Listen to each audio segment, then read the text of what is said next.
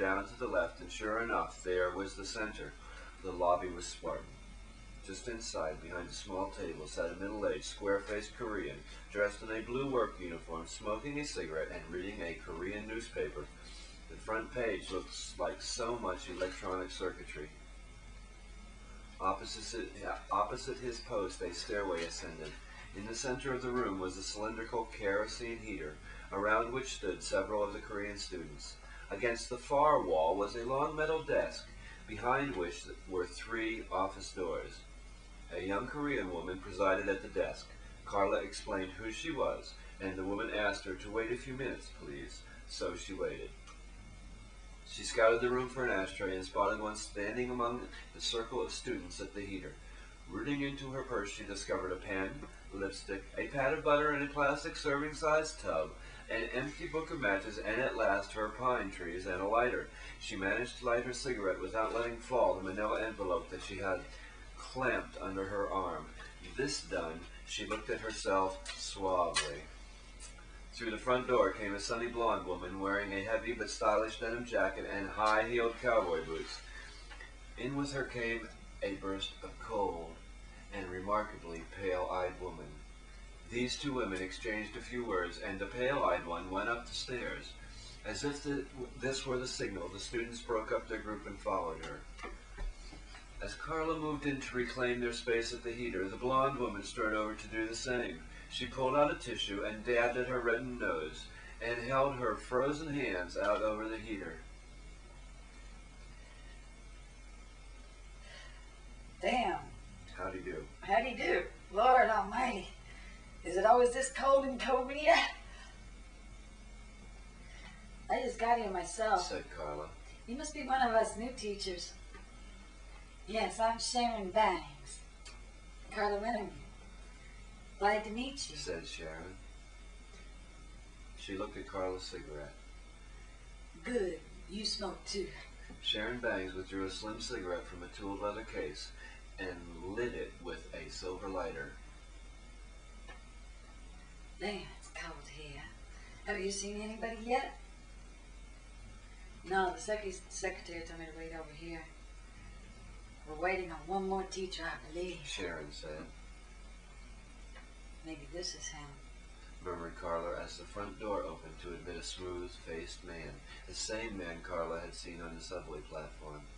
His diamond-chip eyes did not register their presence as he trod past them on rubber-soled shoes. He disappeared through a side door. Guess not, said Carla. Thank heaven, said Sharon.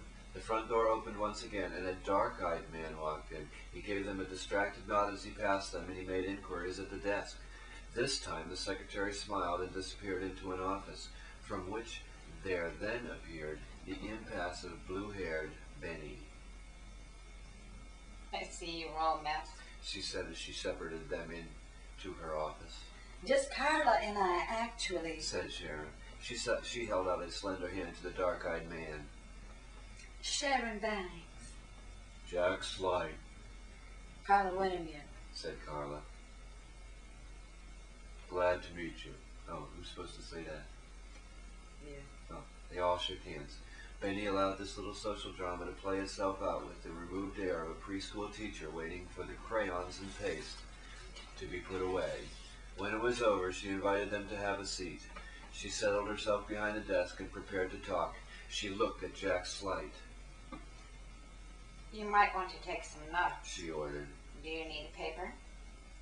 Here's some, said Carla, passing him some loose sheets. Again, Benny waited for the flurry of activity to pass. She then put on a pair of glasses and proceeded to pass out sheets of Xeroxes, booklets, tracts, pamphlets, and forms. She went over each, word by monochromatic word, and thus passed 3 hours. Carla's eyes began to glaze over. She could slowly glance over at Jack Slight. His dark eyes were riveted on Benny, although he obviously wasn't seeing her. Next to him, Sharon Banks stared transfixed at the large vertical aquarium behind the desk, in which vari-colored carp swam up and down, up and down. At last, Benny arose. I know you must be hungry. She said. I'm starved. said Sharon. Why don't you go eat something? There's a restaurant across the avenue the teachers like. We'll meet back here at 2 o'clock. Said Benny. Thus dismissed, the three teachers refrained from making for the door with unseemly haste. Sharon Bangs parked her bounty of papers in her capacious purse. Carla Wintermute finessed hers into her manila envelope, and Jack Light stacked his like kindling wood. Then and only then did they collide at the door. Once sorted out in the lobby, they lit up and looked at each other. They looked at the exit. "Shall we?" said Jack, and they did.